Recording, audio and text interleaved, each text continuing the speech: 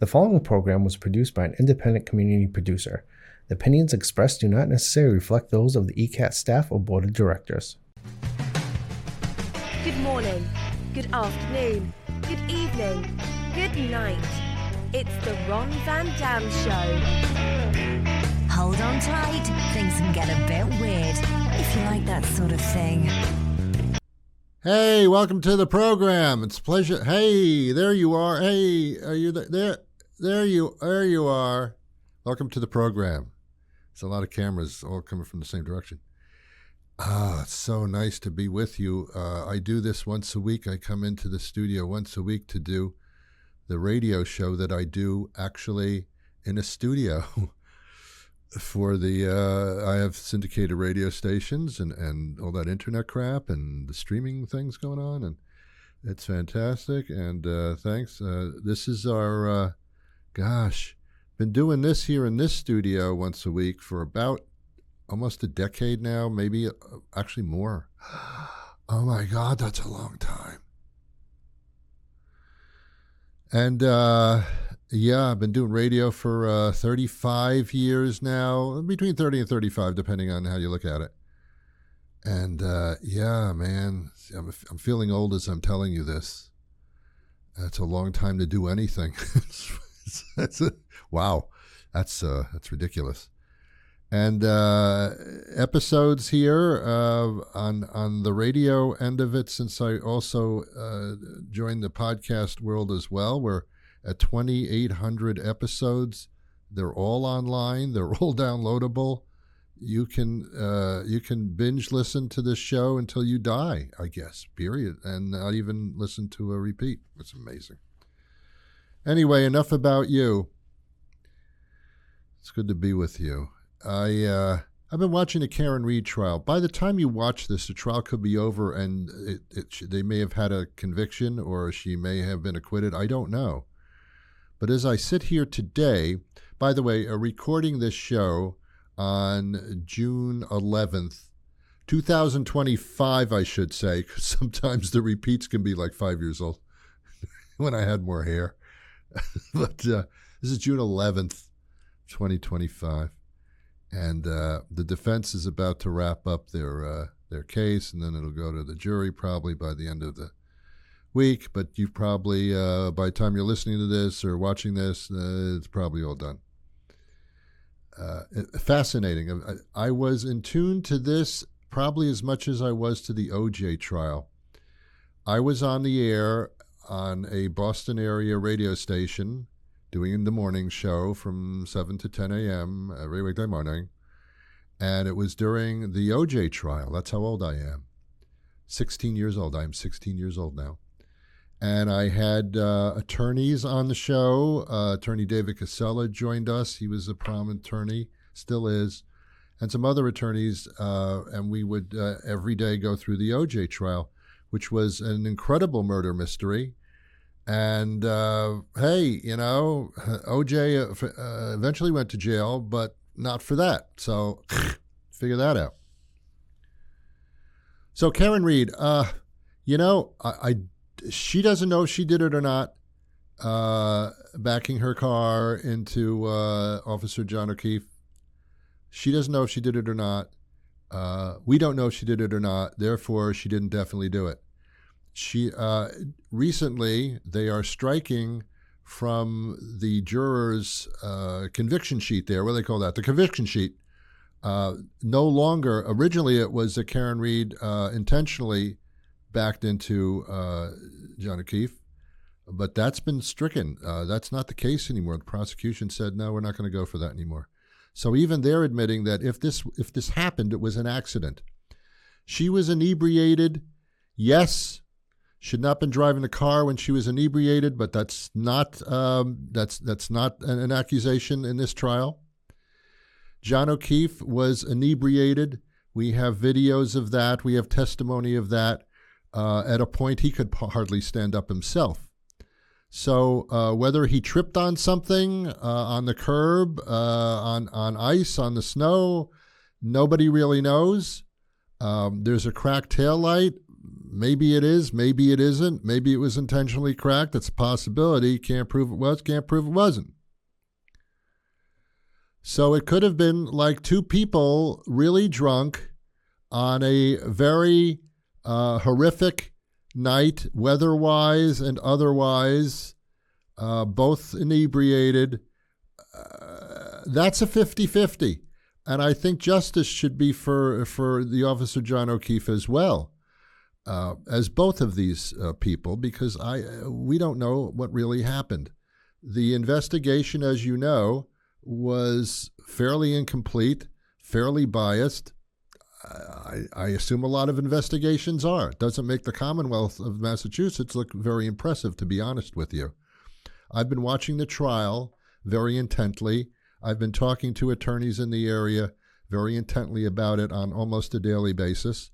And we've come to the conclusion that this is a 50-50 fault thing. I mean, even if she backed up and he was standing behind a car, what the hell are you doing behind a car and in the street? I mean, it just, it all doesn't necessarily make sense.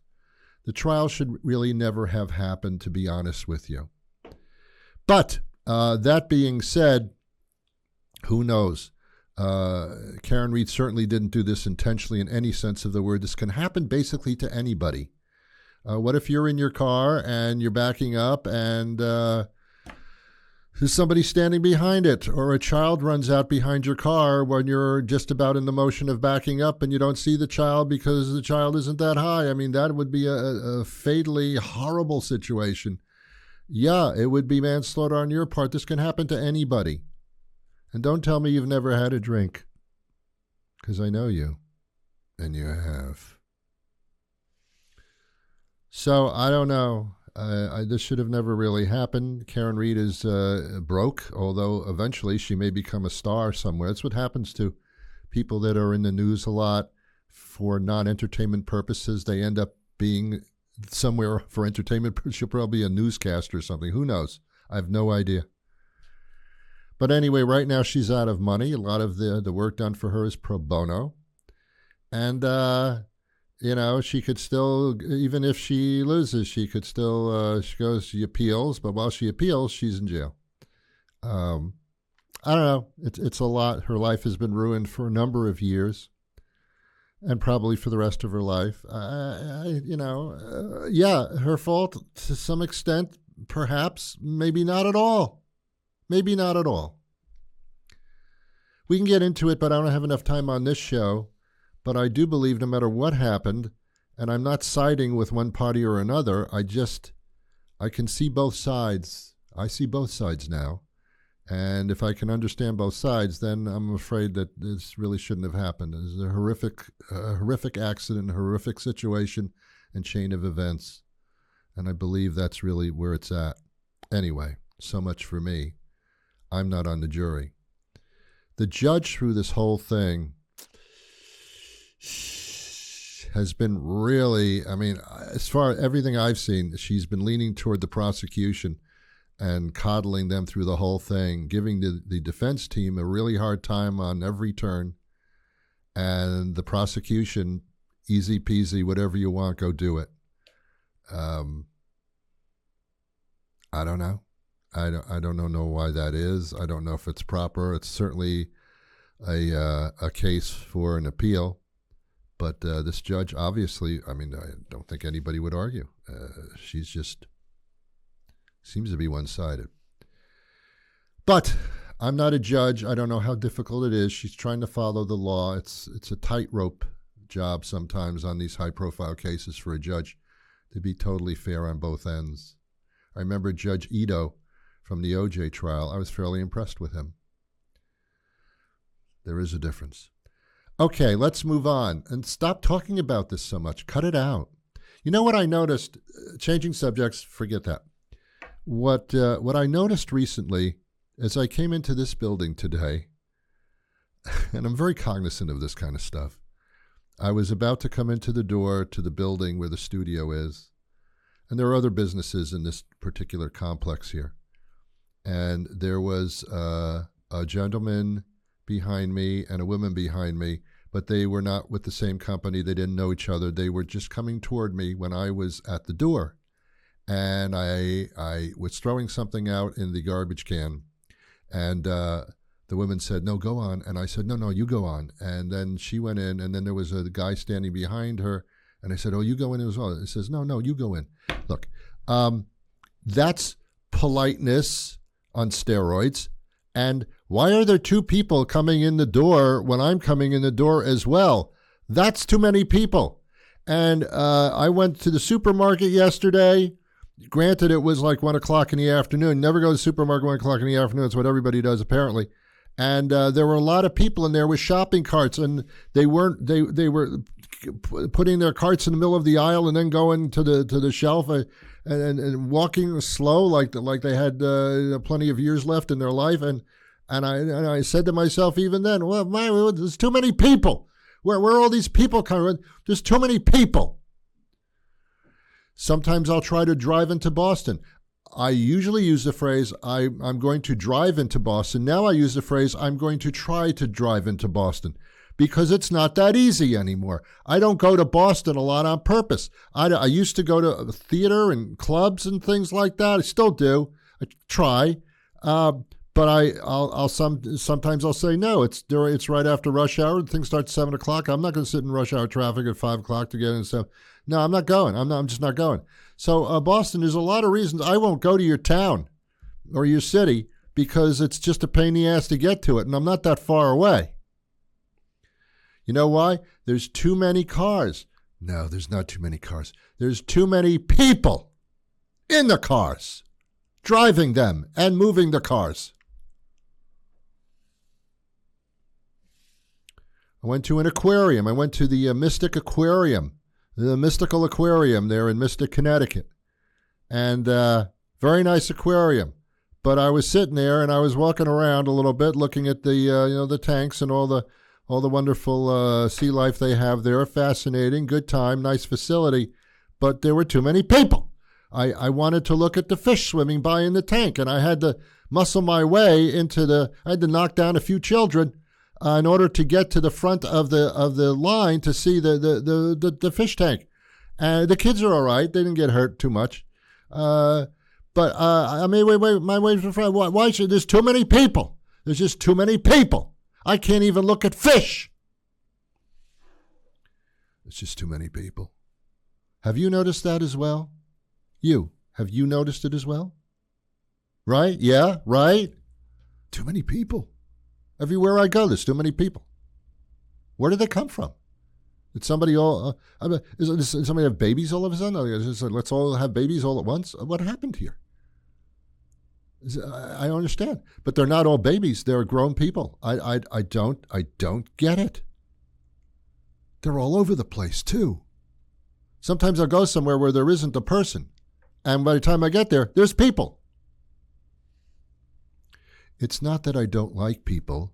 It's that I don't like people.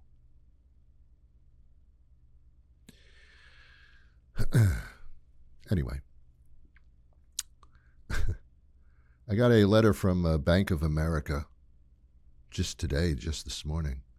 And they were explaining, I thought it was a bill, but it wasn't. So, thank God. I have a credit card with them. I don't know how, but I do. And I thought it was a bill, but it wasn't.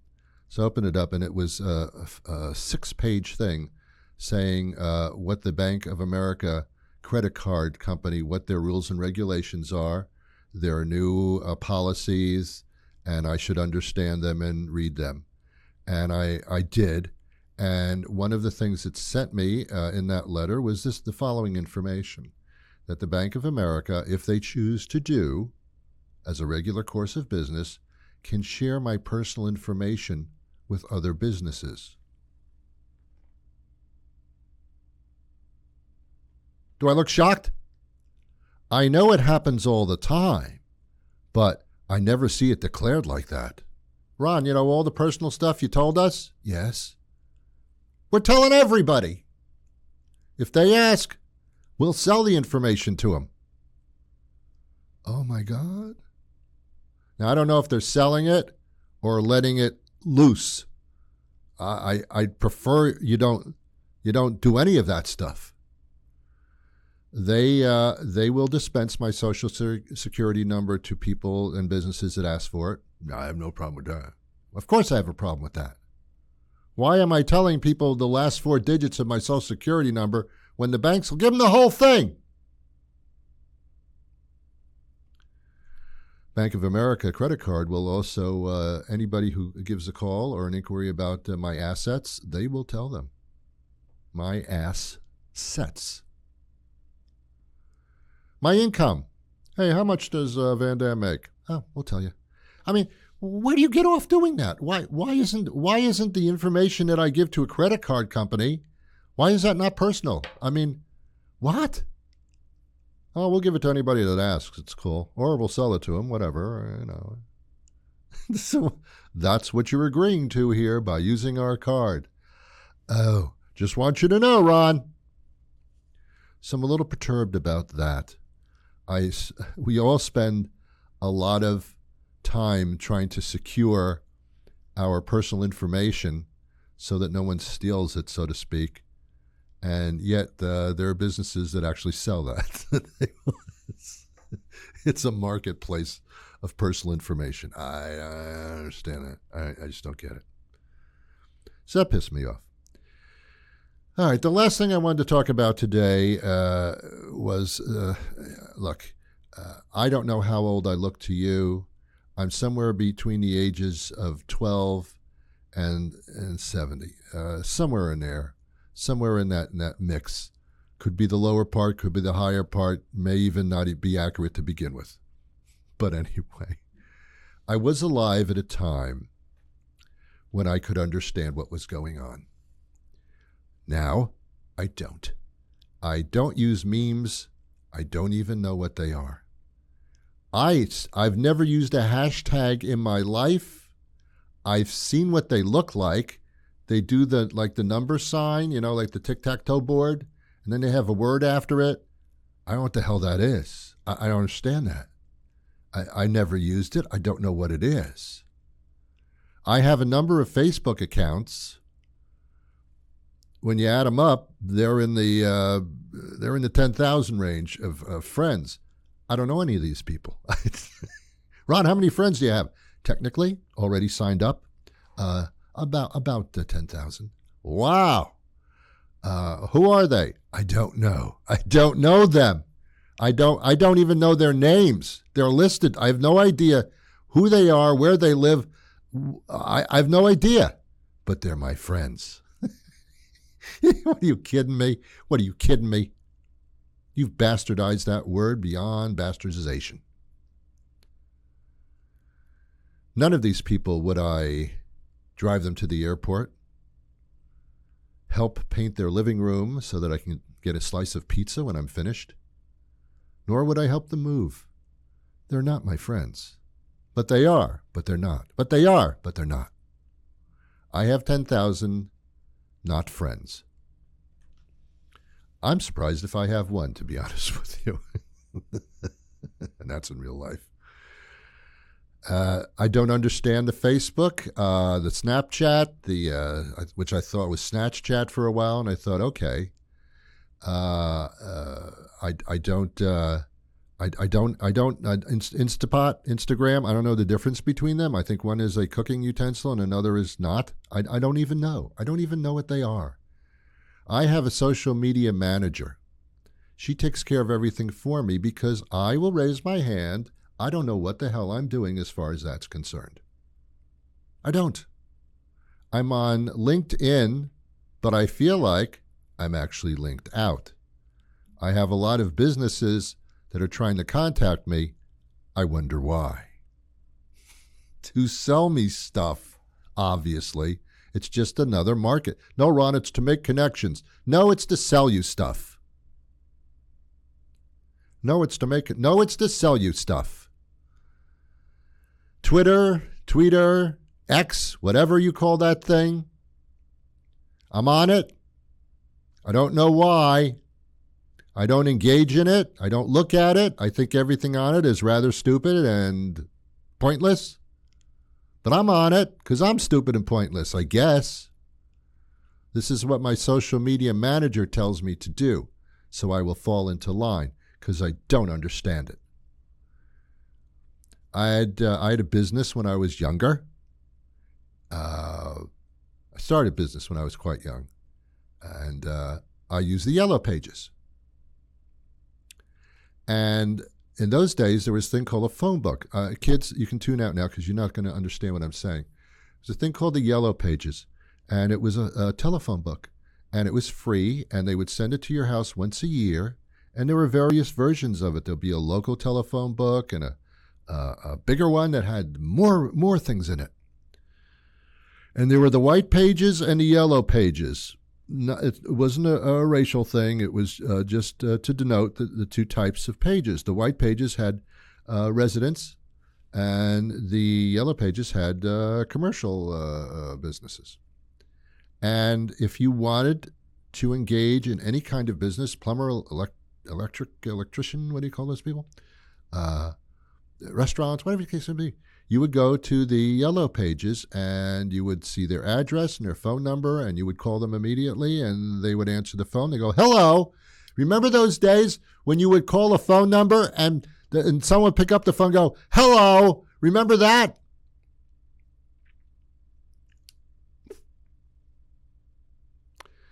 So, yes, I had a business in the Yellow Pages, and when someone wanted I was doing video production, and when someone wanted something like that, they would look at the Yellow Page. Oh, here's a bit, and if you paid a little bit more money, they would put the title of your company in bold letters, along with the phone number in bold letters. That helped out a bit. Wasn't that expensive? Or you could have a display ad in the Yellow Pages. You could have like a picture of you doing something that like if you were an electrician, you could have like a wire in your hand or something. A plumber, you could have a wrench in your hand. I think that's what they use. I don't even know them. I don't know what they do. They fix things, and I don't want to know what they're doing. So it was great, and that was it. Now, there's nothing like that. Now you have to, you can go online, and you have to weed through the things that are trying to sell things to you, and there are other ways you can get people through Facebook or the Instapot, or there's all kinds of ways to reach people. You get reviews, you get chastised, you get embarrassed. You can't do anything without having a review. Oh, he sucked. It's just, you know that Facebook is only there to ridicule people and to give your opinions by hiding behind a falsity. When I was younger, if we wanted to chastise or embarrass or defame somebody, we do it in person. Maybe in the mail. What the hell? But at least there was a return address. We had the balls to defame people to their face. Now, you can do it anonymously. So more people do it. So now there's more bullying online than there ever was in a schoolyard. Bullying is the thing to do. It's awful. Are there good things about the internet? I'm trying to think. I really am. Let's see. The fact that they've closed libraries? No. The fact that they killed the dictionary? No. That wasn't good. It's easier to find a job online? It looks like it, but no. No, it made it harder. When I wanted to contact a business or a person, I would pick up the telephone. Here was a problem. The phone was connected to the wall and had a cord, an electric cord, a little phone line cord going to the wall. And then there was a coiled little phone cord to go to the receiver of the phone. Kids, you don't know what I'm talking about. But here was the easy thing. I'd pick up the phone, I'd dial the number, and I would speak to somebody, and I'd hang it up, and it would be over. Hello, oh, this is wonderful. Now, I got to swipe, don't swipe. Now, no, one, don't put a one in front of, no. It's too much. It's just too confusing. If I had a question, I would dial 0. Oh, by the way, kids, again, dialing. What, you didn't push buttons? No, we didn't have buttons back then. We dialed things. It was a dial. It was a disc with holes in it. and you would put your finger in the hole. It was on the base of the phone. Put your finger in the hole. And this is the sound that the dial made in order to put it into action. You would put your finger in the hole and then move the dial to its starting position, and it would do the number. And it made this sound. And if there was a 0 in it, it would be a lot of shicks. But if there was a 1 in it, it would just be because 1 was at the front, the top of the dial, and the 0 was all the way around at the bottom. So it would take time. After a while, if you were doing a lot of calling or telemarketing with a rotary phone is what they called it, then you would have this little red ring around your finger because you'd be wearing off the skin. That was a downfall, but you're not supposed to call that much on a phone. And then you could call a business directly, and when you called the business directly, guess what happened? A person would answer the phone. No, Ron, a human being would answer the phone. Yes, somebody with a job would answer the phone and say, "Hello, thank you for calling the Sequoia restaurant. How can I help you?" Oh my God, unheard of. A real person who could react to you.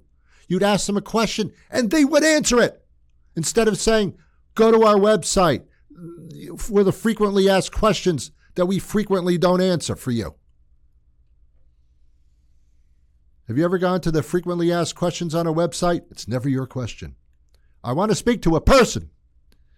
And here was the other thing, and I'm not being, don't accuse me of anything here, but when I called somebody with the rotary phone in those days, someone answered the phone and said, "Hello, can I help you?" It was somebody who spoke English.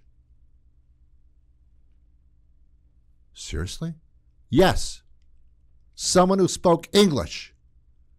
You're kidding me. No, if I had a technical question, they would transfer me to the technical, and the person who answered the phone spoke English. And I understood them, and they understood me. Wow, Ron, that's a mind blower. I know. But for some reason, these companies that we love have farmed out customer service to other countries. Basically, India and the Philippines. I don't know. There are other countries involved too, I'm sure. But never in America, never in this country. Oh, Ron, every once in a while. Yeah, okay, every once in a while. Sure, everything is always every once in a while. But for the most part, I'm talking to people in another country. And how do I know? Because it's so obvious I'm not stupid. Things were easier when I was growing up. Things are harder now. Oh, yeah, they're more convenient. I don't have to get up off my chair to do anything. I don't have to go to a supermarket to get food. I don't have to go to a store to buy something. I don't have to do anything. I can sit on my ass all day, and I do, because that's the kind of business I'm in. I do radio, so I'm screwed no matter what. But or some people have their jobs 8 hours a day sitting in front of a screen, hitting keys on a keyboard. Oh, my God. Are things more complicated? You bet they're more complicated. They're incredibly complicated. Was life simpler back then? Yes. Did it work? It did. It did. But then we got lazy, and we technologically had to find ways to make things not more efficient, but more convenient for us. And that's where we turn bad. And you can't go backwards. You can only go forwards. Companies invent things and technologies and release them before they even have a chance to think about the ramifications of what it would be like if this technology got into the wrong hands. And it always does, and it always will. But we don't think that far in advance because there are too many people. All right. I'll see you next week. But until that time arrives, I wish you peace.